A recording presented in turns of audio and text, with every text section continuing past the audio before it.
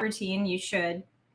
Hey, it's Tim, Pickup Truck Plus SUV Talk, joined by the 5-1 of the world, Jill Simonello. Sorry, we're talking behind the scenes as we were talking about Tim's new 2024 workout routine, right? And the fact that he's old. I've worked out for years, intermittently, not as consistently as I want to be. This year, I want to work out more consistently. And I asked her husband, who I've worked out for years, intermittently, not as consistently as I want to be. This year, I want to work out. Apparently, we haven't done live streams for a while. I've worked out for years, intermittently, not. I'm like, hold on a second. Why am I echoing myself? Anyways, asked her husband, who has more experience than I do, who's been doing it much longer, and he downloaded his thoughts. I think that's a good way to say it. Yeah. Over 3. By the way, I want to say Tim made the mistake of asking this question as we were driving to Indianapolis for Christmas. Oh, so he was in the car. He's in the car, and he's literally sending each exercise by text message with like point-by-point instructions. 3 hours worth of text messages. And we like literally exit the highway, and he's like, oh, good, I'm done. And I was like, oh my God, poor Tim. Well, like, so my question, my question was, what muscle groups am I not hitting? Because I am hitting different muscle groups, and he's got some thoughts. Anyways, we have thoughts on trucks, I think, tonight is what we're talking about. Maybe. I want to apologize for not having live streams until January 17th, not having anything after Christmas. I got pretty damn sick. I was sick for at least 10 days, and my energy level, I literally would have maybe an hour or two. So I wasn't like throwing up or anything, just nasally, but I was so worn out that I would basically have an hour or two a day of energy. And then it was like, oh, time to go sit in my chair. And that was it. I had no more energy than that. So I want to apologize to the audience for that one. That was on me. So, and then Dave, good transition. Dave in Canada is like, so where's Jill Ben? So my dad passed away. He passed away on January 1st, and I was home for Christmas, and everything was going really well, and he looked really good, and then just it took a turn for the worse. And if you followed the channel for a while, you know my dad has been sick. He had dementia, and it was expected but unexpected. We were thinking we still had a couple more months. And so he passed away on January 1, so New Year's Day. And then we had the memorial service on January 8th. And then when I got home after that, it's just been a lot of catch up. Because essentially, I was off for 3 weeks and completely out of touch for 3 weeks. Yeah, so it was one of those situations where we both had things going on. And I just didn't want to do a live stream without Jill, because then it'd bring up like Dave's question, and I didn't want to announce it because it's not my thing to announce, and so that's why we kind of push things off. But we're hoping that 2024 will get more regular scheduled. I can only go up from here. Maybe. It's tough. I got school recital things with things going on. Jill's got stuff going on. We're traveling, different schedules and traveling at times too. So we're gonna do the best we can. That's all I got to say with that. So I'm just thinking about how to transition away from that stuff. So in other news, let's see. Silverado known issues, or let me say this differently. There's been a variety of stuff on the website that you may or may not have been aware of. There's and it's good stuff. So while I haven't felt good enough to do videos, I have felt good enough to write. And unfortunately, Jill's had to read it. But yeah, he's been writing like badly, but that's fine. Right. But I have thinks he feels good enough to write. I should tell him to take a time out. I have been writing. I've been using the forum a lot. I am on the forum. If you haven't, just get on the forum. That's all I'm gonna say. I use the forum a lot. I do post some questions on there. I don't post anywhere else. And I enjoy you guys' feedback. We're up to 109 people over there, I think. And I just like it. That's what I like. So I've kind of, I don't know if 2024 is new me or whatever, but I have deleted Facebook off of all my devices except for my phone. Unless I'm sitting on my computer, I don't check Facebook. YouTube comments lately have been just tough for me to handle because people aren't watching the video. They're just making assumptions that what I said in the video. And I've literally responded to people like a dozen times today. Yeah, like I said in the video. Yeah, like I said in the video. and I don't know. I'm getting to the point where I just need to stop. So, anyways, yeah, I really would appreciate if you guys were over there. It makes my life a lot easier, and you guys have better questions over there. We're actually a fun fact. We're working on 2 questions over there that may turn into website stories. First of all, the Toyota Tacoma Limited comes in 2 versions of all-wheel drive, or full-time four-wheel drive and part-time four-wheel drive, which is interesting. And then the air compressor, the high-output air compressor, has become a hot topic over there. And I didn't realize this with the Tacoma. Jill, I feel like you and I saw this in a Trail Hunter, and we said, "Oh, cool, it's got an air compressor," whatever. Wasn't a big thing that we talked about. Right. But my goodness, there's a lot of conversation about that and what trim gets it, and which trims are pre-wired for it, which ones come standard with it. And it's been some really interesting conversations over in the forum. But on the website, as well as stories over there too, we have quite a bit going on the homepage. And I just want to talk about a few things. 2023 Chevy Silverado 1500 known problems, which I love these. I love these posts. I love I wrote it, and I went through. So of course you love it because you wrote it. I went through NHTSA.gov, and I went through car complaints and stuff like that. And then we had the best trucks of the money, longest lasting. We have the Volvo recall, which I know Jill's super excited about, that Volvo XC40 recall. Big thing of that. And then Jill wrote this. I cut and pasted that story into the website. I'm very passionate about it. You wrote it so well. It was. I so really amazing. did. Me and the NHTSA. And then we have the what is the Ram 2025 Ram 1500 RHO, which has been creating some conversation on the YouTubes as far as what that goes on. So let me talk first of all about the known issues, but I want to frame this in a way that I'm gonna stop my screen for a little bit. I want to talk about this in a different way. So I went through the known issues, and not everybody, but quite often in the comments, I get asked about engines. And Jill and I have you've gone through this with Consumer Reports. You talked to Jake over there at Consumer Reports as well. And you've done these reliability stories. Determining what engine out of, say, I think Chevy's lineup right now is currently 3 engines. Which engine may have an issue, which engine may not have an issue. They don't distinguish very often unless you look at the NHTSA, like their complaint section and their recall area. So usually it's called out like which engine in there, but that's like a lot of legwork to really dig into that and see which engine is the problem. Well, and the other reality you have with that problem is that not everybody classifies the engine correctly. I've been in there and people are like, my engine's wrong. The problem with this. Turns out it's a damn blinker issue or something. It's just people make these things up, and then it's hard to figure out percentages wise, right? So was it Silverado sold 500,000 trucks last year, 1,500? I think what the sales number was, around that number, 500,000 or so. Well, Chevrolet does not disclose how many engines per that 500,000. They don't break it down like that, and I can't find the data anywhere. I've been in this job 14 years. I've never seen that data. I've never seen it done by engine. And then I think the other thing too is it's like we've talked about it. When you look at these reliability stories, the engine's like the last of the issues. Currently today, there's a lot of other issues. Infotainment systems are a huge one. Transmission can be a big topic. But as far as I've seen the last 5 years or so doing that, it's not the engine that's usually the biggest issue. It's other things. Like with the Tundra, the 2014 Tundra had a shock mount tower that was leaking. It had a couple other issues that were not really engine related. And so I don't know. I think it's interesting. So the Silverado 1500 teaser on that article is that there's no real engine issues to talk about. I couldn't find anything. Surprise! Spoiler alert. I couldn't find anything. There is an issue for the Silverado that's a known issue.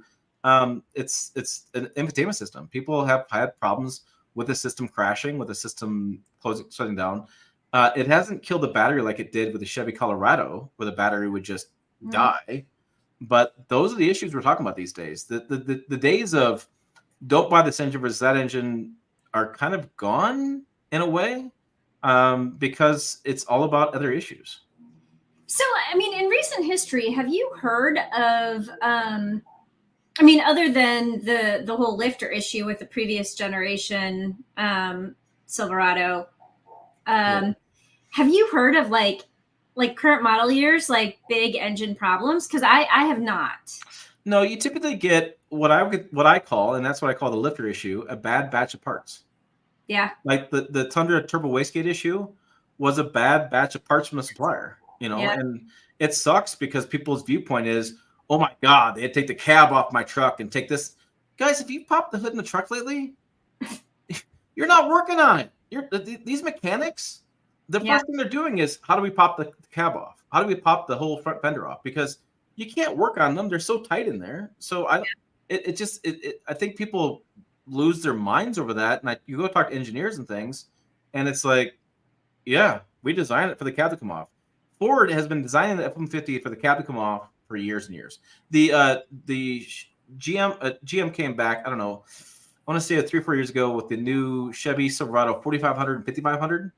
They actually made the cab on that fold forward like a semi-truck cab because they knew for maintenance issues, because they knew that mechanics need to work on. There's a variety of 3 or 4 different parts that would just wear down over the life cycle of that truck, and they want to replace those parts, and they just knew it. And so no matter how they design that part, you're going to beat on it all day long. Well, guess what? Eventually the part's going to wear out. It's not rocket science there. And they made it for the cab to come off. And I've said it, and people have screamed at me in the comments, and I told me I don't know what I'm talking about. And I go talk to mechanics, and I actually know quite a few mechanics. I go talk to them, and they're just like, it's 4 bolts, and it's a plug-in for the wiring, and there's maybe one more plug for the wiring.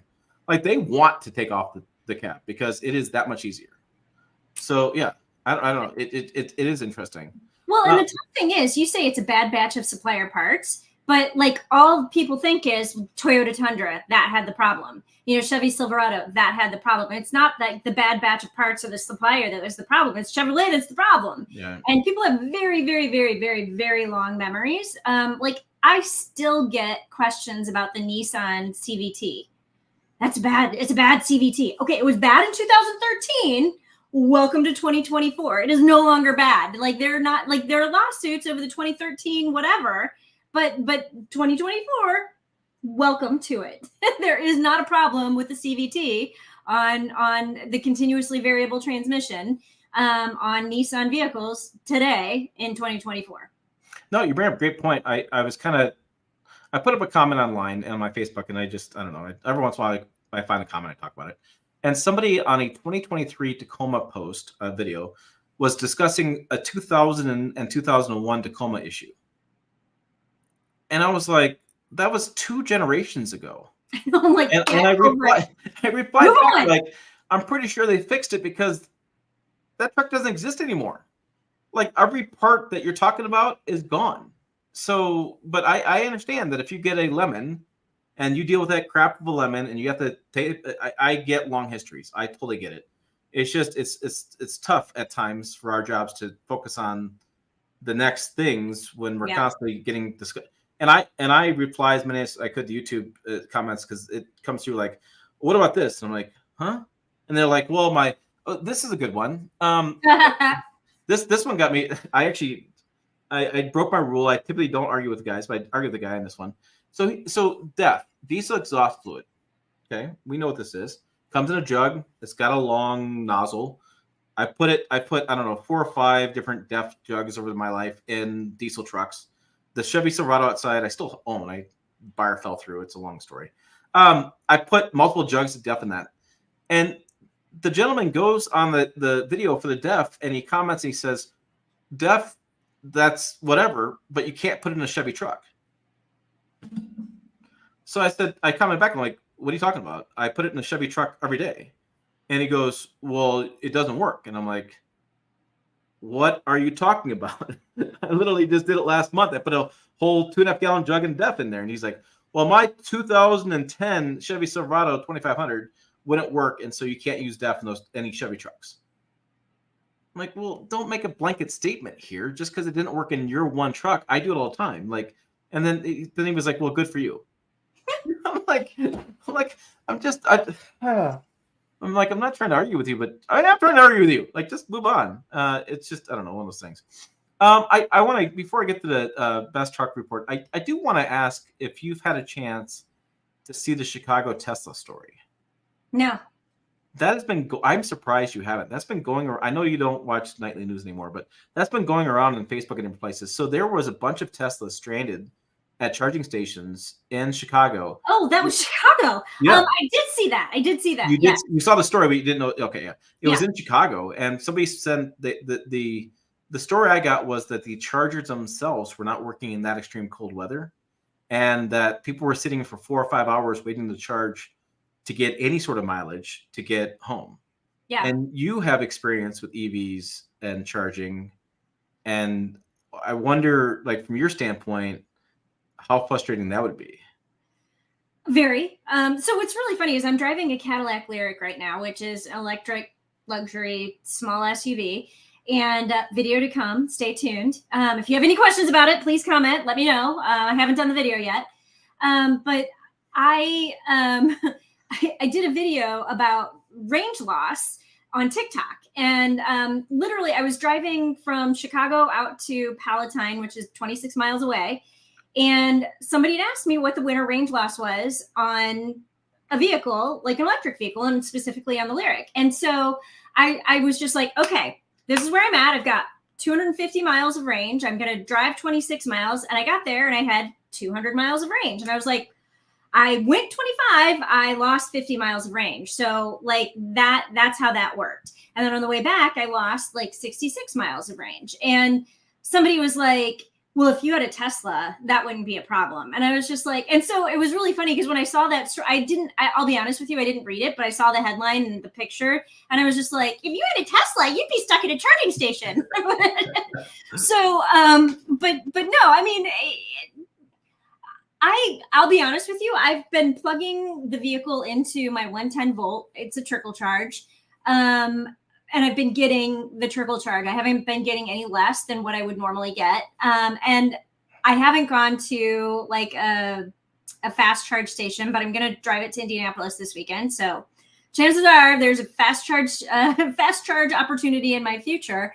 But again, it's going to be a little bit warmer this weekend. It's warmer down in Indianapolis. So I'm probably not going to have that experience. But yeah, it's frustrating when you come up to a charger and it doesn't work. And it doesn't, there's people waiting for it. And I mean, my whole thing is if I'm going to use a charger in Chicago, I live in Chicago and I'm going to go and top off up to 80% or whatever. I look at the app before I leave my house. And if every single charger is full or if 2 are broken, I'm not leaving yet. And okay. And by the way, I am of the philosophy that EVs only work if you have a charger in your own garage. Like I'm just going to say it, you shouldn't own an EV if you live in an apartment. Full stop. Don't do it. It's a bad idea. And you're going to be angry and cranky and you're going to be waiting 4 hours at a charging station that doesn't work. So I have a friend and I met him for breakfast this morning and he works for IDOT, which is the Illinois Department of Transportation. And he's one of those people who goes and like helps stupid people who are stranded on the side of the road. I shouldn't say that. Helps people who had a problem on the side of the road. But, he was telling me because like all of and this is something I need to dig into and research a little bit more. But like everything I've said or heard from automakers is, oh, EVs, like if you were stopped in the middle of a traffic or a snowstorm or whatever, your EV would last for weeks because, you're not going to be expending the energy that a gas engine would be expending to idle. So you could just sit there for weeks and leave your car on. And I mentioned that to my friend Chris, and he was like, no. He's like, one of the biggest things we've been doing in the past 3 days is towing EVs off of the highway because they got stuck in traffic and ran out of charge. So, I mean, there's a couple of things that happened there. First off, I'm going to say bad owner because they probably don't have a charger at home or were operating. Like, I'm going to guess this is not your road tripping people who are getting towed off the side of the road. These are people who live in Chicago who are just like, I can make it with 20 miles of range. No, you can't. You just can't. Not in the cold weather. You just can't. And they're not charging their vehicle up every night at home. And then they're going out with 20 miles of range. Like, I'm just going to the grocery store. It's fine. It is not fine. It is not fine. You should keep your vehicle charged at 80%, especially in this weather. And I mean, anybody who doesn't do that is a bad owner, and they deserved to be towed. They deserve to be towed off the side of the highway because they got stalled. But I thought it was interesting because all of the automakers are saying you can last for 2 weeks, sitting, as long as I've you heard that too. Yeah. Our EV advocate friends have said that too. Like, and I would argue that they are right. If you have a gas engine that's idling and an EV that's idling in moderately cold weather, I'm going to say 30 degrees, 40 degrees, whatever. Mm-hmm. My philosophy is the EV will probably last longer because it's not using as much energy to heat the cabin. Yeah. However, we have gone through a massive cold stretch. I don't know about you, but we had a daytime high was -1, overnight low was -31 with wind chill. Yeah, I know our lows have been without the wind chill have been like -15, -16. And the day that I did my range video, we were hovering between -5 and 1. Right. And this is like at the end of the day. So that was like the warmest part of the day. Right. And so I think in those cold temperatures on a highway and people are driving slowly anyways, because the ice roads, black ice, that kind of situation, I would agree with you. 80% full charge, tons of extra range to get where I want to get to. It has been interesting. Actually, I need to probably replace the Silverado battery. The Silverado currently won't start. The battery died. It froze in the cold temperatures. And I talked to my friends, and they have lost snow throwers. They've lost battery operated snow throwers are dead because the battery is just too cold. It's actually freezing the battery in the garage. And so I think that brings up a really interesting question. And Dave in Canada brought it up, and I think it's a really interesting thought. If an EV battery freezes, does that shorten the length that the battery will live? Does it shorten its life? That's a good question. That's a really interesting question. I think that's a really fascinating question. And I'm not trying to be like anti-EV here. I'm a practical guy. And so I think there are places where EVs do make a lot of sense. Mm-hmm. My wife should get an EV. My dad should get an EV in Florida. It'd make a ton of sense, right? We drive EVs all the time. They're called golf carts. I'm not aware of the technology. I know how it exists and how it works. But I do think this cold snap has really brought this into a really interesting question on what's going on now. Like, again, the diesel battery froze. I don't know if it's good or not. I'm going to probably pull it, get it checked, take it down to AutoZone, O'Reilly's have a battery checker system. They check it, that kind of stuff. And that stuff does happen. It sat out in the cold. And it was so cold. Our dog door that is plastic froze. And we had to break it open a little bit to let the dogs out. I have been through some cold snaps, but this has been brutal. Yeah, and the locks on our gates are frozen. Like we have to leave the gate open, or we can't get in or out of the gate. Sorry, this is hilarious. We also, Jerk Soldier says, we also have flying cars. They are called helicopters. So CES just happened, Consumer Electronics Show. I didn't go. Jill didn't go. Anymore. I don't even want to go to the show because it's so ridiculous stuff you see there. This prototype stuff maybe that comes to the market. But there was a couple different stories about flying cars there, and I have a friend who's a big flying car advocate, and I'm like, I thought diesels were coming with battery blankets. I don't mind. Didn't come with a battery blanket. I should have had the battery blanket. Some guys pointing out that Alberta, Canada, up north. I get it. I should have had more protection. I didn't think about it. I just all of a sudden it seemed like it was 45. Yeah, and then just boom. This was a crazy. Welcome to 2024. Right, yeah. This was just a crazy drop in temperature. And I'm gonna call this because speaking of CES, where is it? I know you wrote the story on the VinFast thing. Here it is. Oh. I gotta find this thing because this thing was was it the Wild? That's Wild. Yeah, Wild. Yeah, the Wild. So wait, let me give you a little back story. Jill and I had been in contact because of what's going on in her family, and she's like, and I could tell she just wanted to talk to me, and great. She had some things she needed a mental break, and so she sees this, and I think you texted me or something like this. You're like, seriously, fine. I'll write this up Monday or something. I mean, it was like one of those situations where you could even tell Jill was like, really, this is what you want to do? And I was like, all right. So this thing, and I talked about it in the news recap, this thing is wild. I don't even know how to describe it for those. Literally wild. It is literally wild. It reminds me, this is going to sound bad.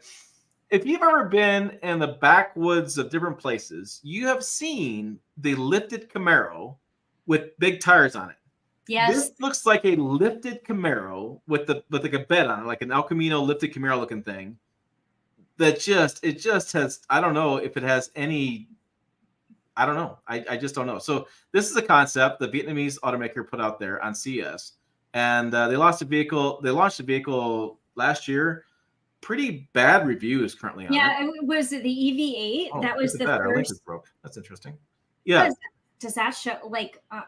Yeah, we'll fix that. Click on that a second. Yeah, what happens? That's open. That's weird. I mean, maybe it's because it's off-site. Yeah, we need to ask about that. That's weird. It's not a broken link. No, we have an IT team. We've been working a lot with the IT team lately, so we'll get that figured out. If you're listening to a podcast, we have it's a link in the story's got a line through it. I don't know why. Anyway, so we're looking at these different images. We have some really crazy doors. It's at mid-size. I guess we had 2 photos. Yeah, they only gave us 2 photos. They gave us 2 photos, which is only the front photos, by the way. Yeah. And this was a company, right, that wanted to bring the car, SUV, truck, whatever, to market, and then lease you the battery separately. Wasn't that the deal for a while? That was the original idea. Was you could buy the car, but you lease the battery, and then like when your lease was up on the battery, then you could exchange it.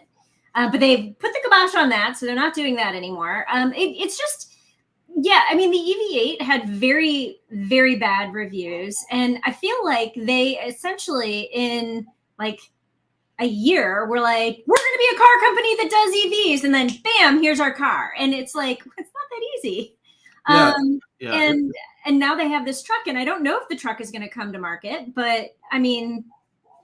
Well, and then they had a bunch of journalists go to Vietnam and visit with the billionaire, trillionaire dude over on there. their own like island, and it's a very, very interesting rollout. And this is a question I asked. I asked this in a Facebook post, and I got a lot of response. So I just want to ask it to you, and I want the audience to kind of chime in on this.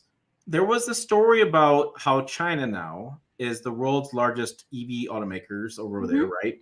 And they're beating Tesla, and the BYD company apparently makes these EVs and beating Tesla, whatever, over there.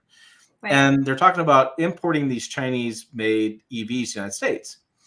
And so and then in the article, it was from my friend John Volker, who wrote it for Car and Driver. I'll just say he wrote a good article.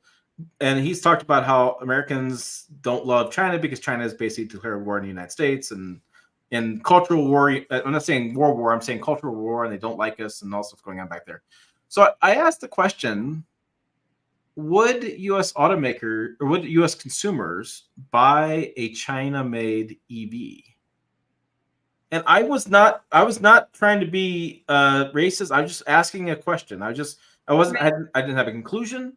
I just asked the question, and wow, I got lots of feedback. So Jill, I asked you the question, because I know you have no opinions at all. You're happy-go-lucky at everything. It's just water. So the question is, do you think U.S. consumers would buy a Chinese EV? No. And it's really interesting because so BYD is obviously Chinese, but Volvo is not. And Volvo, I guess I should say yes and no. Volvo is Swedish, but the EX30, the new compact EV that I drove in Spain, is Chinese made. And, they are owned by a Chinese company. And so it's funny because I think a lot of people don't know that, but the people who know it are very violently against it. Yeah. No, you're right. I mean, you are absolutely right. I've heard that from time to time again. People are like, oh, it's a Volvo, it's Swedish, it's safe, or whatever. And then they're going, no, it's a Chinese company. Wait, what? I'm not buying it. Yeah. And I would say, if BYD being so, and I don't know if they pronounce it BYD or if it's BID, Right. I know I see a lot of comments in the Yeah, side about Dean the. says I'm sorry, but BYD sounds like a maker of underwear, which I agree. It doesn't sound like a maker of my underwear, but you have at that. Right. No, I mean, there was yes, I could see jeans, men's underwear. Yes. I'm like, not girls' underwear. Right. But no, I mean, I feel like an overtly Chinese company is going to be a tough sell, just like I feel like an overtly Vietnamese company is going to be a tough sell. But then again, like Hyundai and Kia are doing really well. So I think maybe it'll just take time. But China is, I think, going to be different because of just the war that you mentioned, the consumer wars going on, and the taxes, and I don't know, and I feel like people, if when it's not overtly Chinese, I think people can talk themselves into a lot of things, but I do think it's going to be like an actual Chinese company. I think it's going to be a tough sell for most Americans. And I mean, if the quality is good, if it's reasonably priced, which I don't know how it will be because I'm sure it's going to be taxed out the wazoo. I mean, I don't think it necessarily matters where it comes from, because when you look at American automakers like Buick, which is also made in China, a lot of Buicks are made in China, and so I don't know. I mean, it's a global economy, and I think just because it has an American name or a Chinese name, like that doesn't necessarily tell the full story. A lot of Hondas are made in America. A lot of BMWs are made in America. We saw like the Toyota Tundra is the most American-made truck by any measurement. The Honda Ridgeline is. Well, the Honda Ridgeline is, but I mean, yeah, but look at the but they don't build it back to the American-made index. Yeah, and you see like how American trucks really are, and I want to say it's like the GMC Sierra and the Silverado are like not American at all. No, they're like 45% or like high 50s, depending how you look at it. Yeah, it's very much.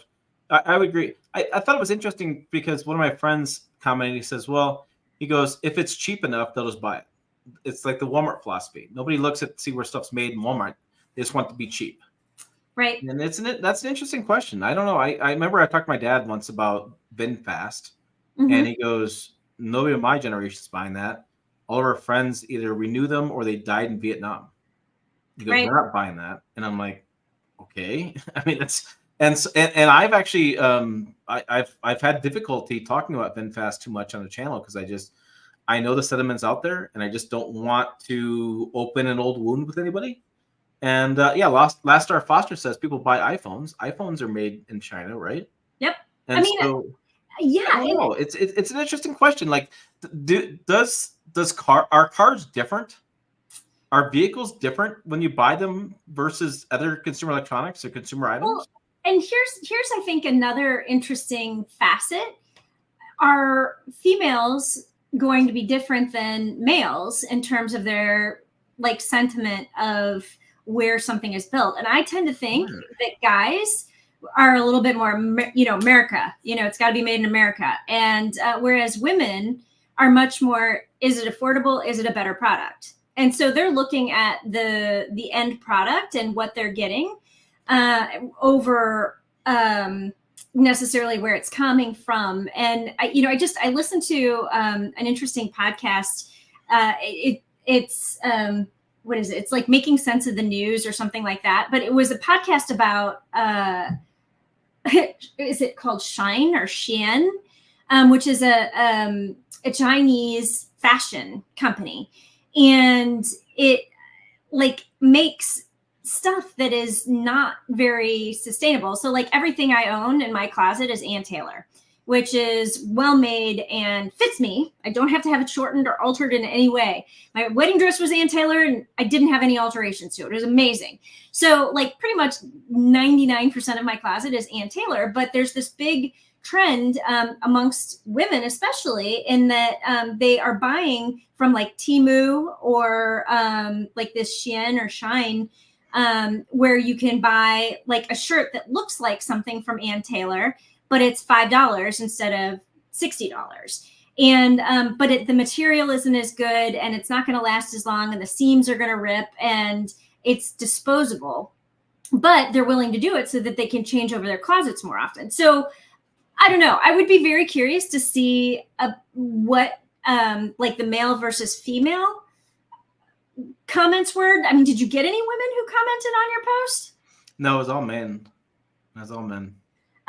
Because I would be very curious to see what that breakdown would be. And I bet women, like I said, would focus more on the product and the price, whereas men are just like, nope, needs to be made in America. But again, American Made Index, we should, well, I'll find it. I'll drop it in the comments because like your truck is not as American as you think it is. I love that index from cars.com. Every year I write a story about it because it's so amazing and shocking. I think we should ask Robbie to graph that question. Maybe he can do a survey in Auto Pacific about that, because I think it'd be interesting to get their viewpoint on that. So why don't you look for that? I'm going to pull up this 2023 longest lasting, best bang for the buck kind of story. Okay. Just because I think it's interesting for two things. First of all, if you didn't catch the video I did 2 days ago, which judging by the views, you were one of the few who didn't. We're watching the heck out of that video, and for good reason. It's people always ask me what's the best bang for the buck, which truck lasts longest. And I think there's a couple things to take away from this. First of all, it's an iccars.com study. They are like Edmunds or Car Gurus or car.com. And so they looked at 8.3 million new vehicles sold from September 2023 through December 2023. Then they compared this information with their prior longest lasting vehicle study. They looked at 181 million used vehicle odometer readings. I originally had this as rankings, and I didn't catch it. You didn't catch it either.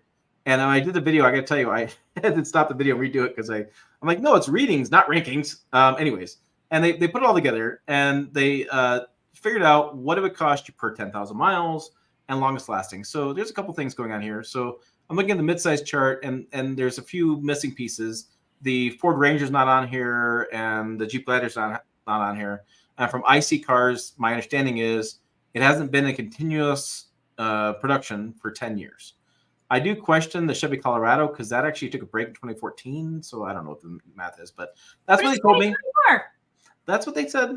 Yeah, I know. Maybe 10. You're right. 2024. Maybe it's been 10 years. I don't know. It seems kind of weird. But anyways, the average new car price was $42,406. That's for a mid-sized truck. And the average lifespan of a mid-sized truck is 206,219 miles. So again, looking at 181 million used vehicle odometers, putting them in a spreadsheet, separating them out by vehicle, not by engine, not by transmission, by vehicle, and then doing an average. The Honda Ridgeline actually was the best at 243,000. Tacoma slightly below that, 239,000. Nissan Frontier 144,000, which I found fascinating because I've done many different stories like this over the years, and Nissan Frontier has always been more reliable and lasted. So I was surprised by that. But what I want to point out in that survey is people always ask me, hey, Tim, I'm going to buy a truck. I need to last 10 to 15 years. Well, if you look at this information and you drive 10, 12, 14, 15,000 a year, I think the average is 12, now it's 15. They all last 10 to 15 years. I mean, unless you get a bad Nissan Frontier or a bad vehicle, overall, they all last. So the conversation about that is mute. I'm still going to get the question, and I kind of wrote this story for myself, so that way people ask me, I just throw that back in the comments. Here, read this one, just because it's like they all last that long. There's no bad truck anymore. But I thought that was interesting, and the odometer readings has got quite a bit of controversy on the YouTube channel as well. In the comments, people don't like the idea that's how they figured out lifespan. I don't know. That's what they did. This is their study. Looking at the best full size. This is their study, and that's what they did. Deal with it. Yeah. So look. I'll grab my calculator because I'm terrible at math. But full size trucks, the average lifespan is 187,490. So what did we say?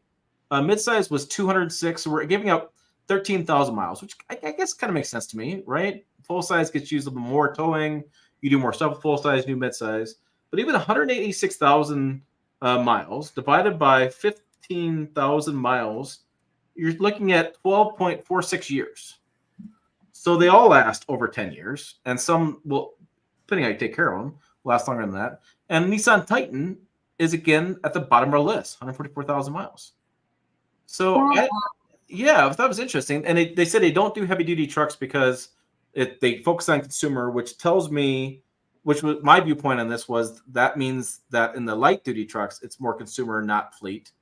And they do compact trucks have been out for more than 10 years. So that's kind of story in that one. But I don't know. I thought it was interesting that, like I said, you and I get the question all the time.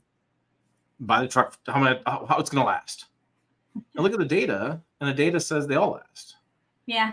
But were you surprised? They're going to last longer. Right. So do you have any surprises on this? Were you surprised at the Nissan? No, I mean, Nissan isn't really a truck maker. So, they're typically more expensive, and they haven't been in the game that long. And obviously Titan is now out of the game. So I don't know. I mean, Nissan doesn't surprise me. I'm kind of surprised that Chevy Silverado is on top for the full-size trucks.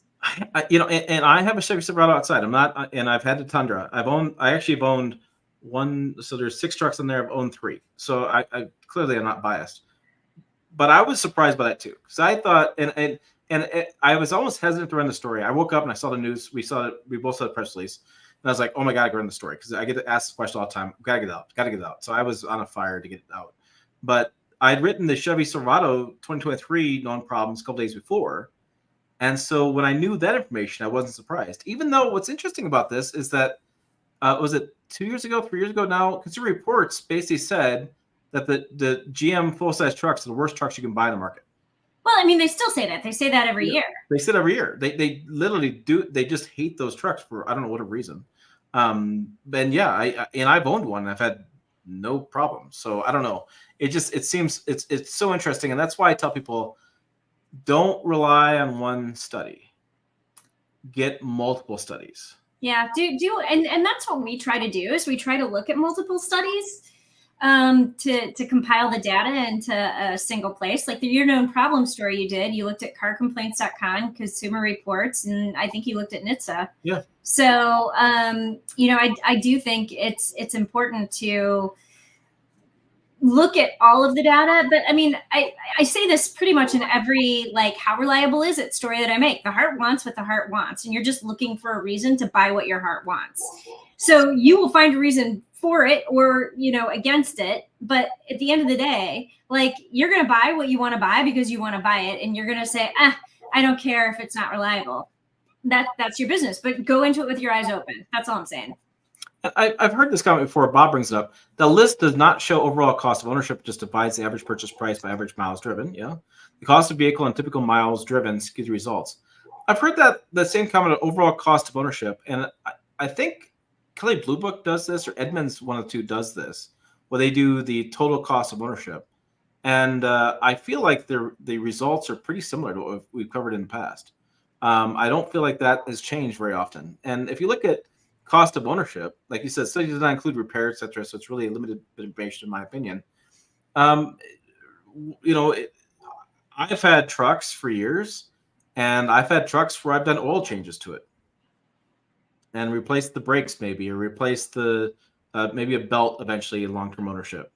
I've had trucks where I've seen my friends have trucks where they have a basket case. They have to do tons of repairs, and they have to pull the whole engine out. So I don't know. I think a lot of times it's about luck. Sometimes you get luck you get a good truck because you get a good truck. The gods were with you. But I think that overall, when you look at the information, looking at vehicles, we're selling 2-3 million trucks a year. And I think the statistics are that trucks have never been more reliable, is what I tell people. And it really comes down to performance, or not performance, but what do you want? Like, what's the styling? What's entertainment? What's the seats? What's it?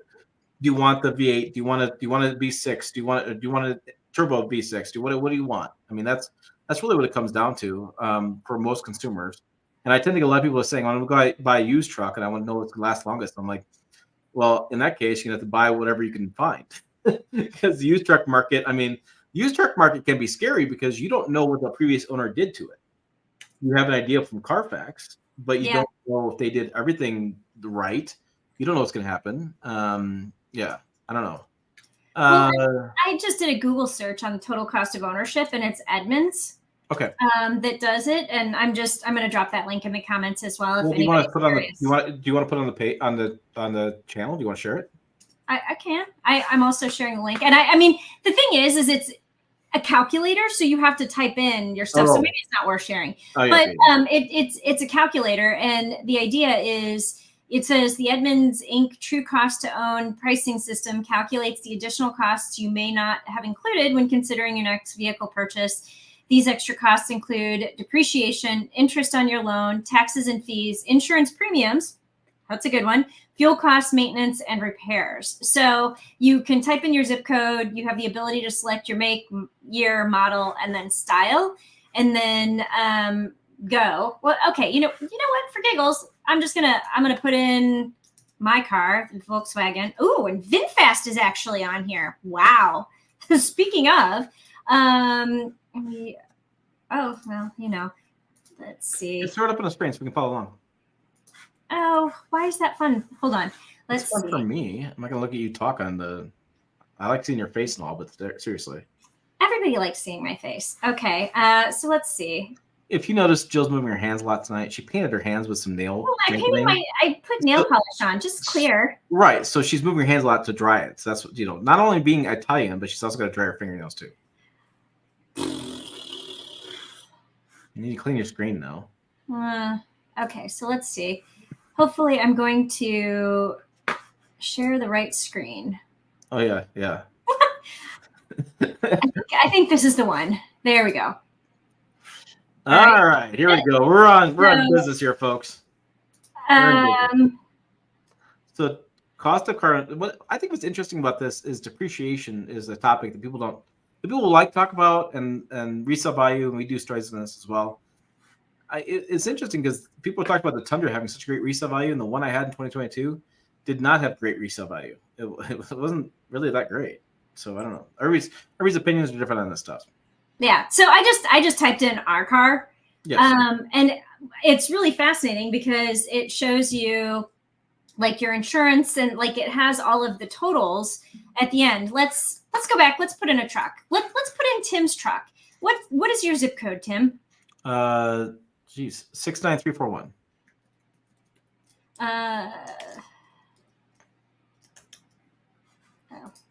And it was 2023. And you have a crew cab. Good God. What was was it high country? It's high country trim. I gotta wait for your computer to catch up a little bit. All I can see is I see after you select it, I don't see the pop-ups. Okay, so a high country 4-door crew cab. Yes. These are diesel. I don't see that option. So just do high country. I see 5.3 liter 8-cylinder, 5.3 liter 8. Yeah, so these are all. So there's none with the diesel. So we'll just do the one of the so. Okay, so total cost to own is $72,276. Total cash price is $68,638. That's about what I spent on it. Repairs, $963. Maintenance, $4,422. That's a 5-year breakdown. Yep. Wow, that's in year 4 must be all of your 100,000 mile warranty stuff because it shows $2,000 for maintenance. So must be figuring year 4 for all your bigger maintenance items because the last couple. So it's 291. 527, 516. Those numbers seem a little high to me, but okay. Repairs, taxes, and fees. Yeah, your tax is really high, then they go down because it's sales tax. Financing, you finance depreciation. So I should lose $13,000 the first year. Interesting. And then less as the years go on. And then $24,000 in depreciation. Fuel is $15,000. So total cost to own is $72,276. Yeah, and the fuel is probably not right because again, diesel versus gas. But at any rate, this is a rabbit hole. If you were curious, and I mean, maybe we could do a comparison, like using this tool and then looking at the IC cars thing and see how it levels matches. Yeah. I don't know. Rabbit holes. I love rabbit holes. You do. It'd be interesting to see. I don't know. It's and the thing is, like you said, it depends on the zip code, depends what you're looking at, and then a lot of people talk about they want a truck for good resale value, and then they comment. I literally had to come to me a year or two later going, okay, I sold that truck and buy something else. Well, it didn't matter because you didn't keep it long enough for resale value. Like for me, like the Tundra I had for a year, it wasn't long enough. I needed longer to keep resale value. Right. So I don't know. It is interesting. Who knows? But buying a vehicle, you can sit down with pen and paper and look at trims, look at pricing, and look at stuff, look at every little metric you want. But sometimes, like you said, the heart wants what the heart wants. I mean, sometimes you just go, I want that. And you can't say why you want that. You just want that. I know a lot of people that just they go buy a full size truck because they just want a full size truck. Yeah. Right? They buy a Raptor. They buy a TRX just because they want the TRX to Raptor. They never Baja. They never use the truck for that's potential. They just want it. And yep. I think we see that time and time again. I'm seeing that a lot with a Cybertruck. I'm seeing a lot of people in the comments and things, and I've been on a lot of different videos watching other people's stuff on this because I'm just trying to understand it better. And people are just like, I just want it because it's cool, it's different. Like there is no pen and paper, there's no rationalization, there's no cost of ownership, there's no discussion on resale value, depreciation, and that stuff. It's just I just want it, and here's my money, just give it to me. And I don't know, it is interesting what people viewpoint, and I find it fascinating that we do all these videos and reviews and comparisons and stuff, and then I look at the comments, they're like, I drove by the other day, did a ship, walked over, and just gave him a check. Like, okay, all right. Yeah. Heart wants what the heart wants, right? So yeah, I think that's really interesting. I want to wrap this up tonight because I have a dishwasher to put back in place. We're working. We finally got the parts in to fix it, so it's fixed, but we got to put it back in the spot. That I want to talk about some future stuff going on because I want to know some viewpoints for you guys. Lexus GX first drives next week. We have the Ram 1500 2025 model in February. What's interesting with that 2025 Ram 1500 is that we're not talking the Ram Charger, the not plug-in hybrid truck thing. We're not talking about the RHO, which you talked about was basically a TRX replacement, as far as we can tell. It's really, there's like, what'd you say? It was 3 words in press release or a sentence or something about it. I mean, it's just no real details from Ram on this. Ford Ranger drives coming up. It'd be interesting to see what that, and that has been, I think, strike delayed and supply delayed and just delayed. Yeah. So I think it's interesting what's going to happen with that. Chicago Auto Show, which we just talked about, which I followed news. Jill wrote it up. Stellantis has pulled out. Dealers are now filling up. And did you see the news today that the Mark Fields, not Mark Fields, Mark is his name. I forget his last name. The COO of Stellantis is just going to retire, and not retire. Excuse me. He's leaving the position. He said, "I'm gone by the end of the month." I did not see that. And they're bringing up a guy from Mexico who had run the Latin American division or whatever to become the new COO of Stellantis. So I have some questions for Ram about what the hell is going on. Ram's got a new CEO. Was it new COO? Jeep has a new CEO. The brand just seems like it's all out of whack at the moment, and no auto shows. And so, well, they're going to do New York, or at least Camp Jeep at New York. But are they? Okay. I mean, I think what we're seeing here is a shift for auto shows from away from a news media focus. Like I imagine auto shows, like if there's a media day, it'll be a day and it'll literally only be a half of a day. But I just think that they're moving away from a media focus, news focus at auto shows, and they're starting to focus on consumers. So instead of like these big splashy displays that we got used to in the early 2000s and 1990s, I think what you're going to start seeing is more dealer installations, instead of a national presence. So just because nationally Stellantis pulled out, I'll be very curious to see if any dealers step up and bring cars to have a display at the Chicago Auto Show, because very often, like sometimes like the luxury automakers, BMW, I don't think that was a national display. I think that was dealer installed. So, and Mercedes, I think was dealer installed. Right. And so I think it'll be interesting to see if any dealers will show up to take at least a little bit of the space, because one of the benefits of going to an auto show for me and Tim is to do a like comparison videos. Yeah. And people are always asking me, what's the best third row of, a smaller SUV? What's, the best SUV to drive for a petite woman? What's the best, mid-size truck, full-size truck? And we've managed to capture a couple of those. But Tim, he was telling me in Chicago, we need to plan on doing another one of these videos. And I'm like, how? If automakers aren't going to have the vehicles there to do the comparisons, how? Yeah. It makes it more difficult for us to do our jobs. But I mean, clearly the automakers don't care. But then we also have, by the way, our Ranger Raptor guy, mid-March is Ranger Drive. Probably embargoed, probably end of March before you have any details on that. Elliot brings up the point where Detroit's moving back to January. Mm-hmm. Yay, cold as Detroit in January. But I don't think that they're going to have, if they have a media day, like nobody's going to be there because everybody's going to be at CES in Las Vegas, which is way warmer than Detroit in January. Yeah, by the way, if they do have it, you are planning on going by yourself. I will say, as somebody who grew up in Michigan, that in